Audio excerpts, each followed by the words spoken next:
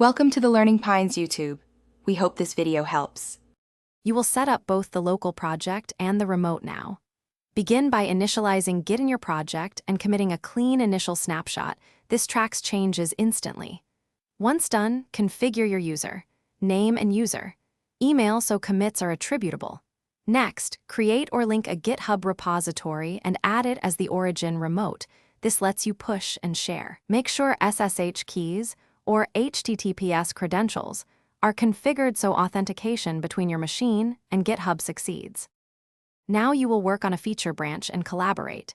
Create a branch locally, implement changes, and commit logical units so history stays clean.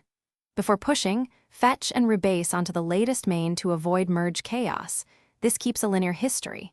Push the branch to GitHub and open a pull request to trigger review, SCI, and discussion. Make sure to respond to comments and amend commits if needed. That iterative loop is what turns local work into shared improvements. Complete the workflow by merging the reviewed branch into main using the agreed strategy. Merge commit, squash, or rebase to preserve desired history. After merging, create annotated tags for releases and push tags to GitHub so artifacts and CI pipelines recognize versions.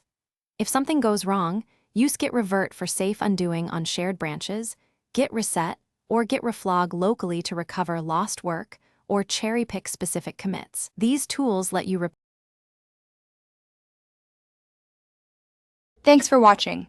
Consider subscribing if we helped you.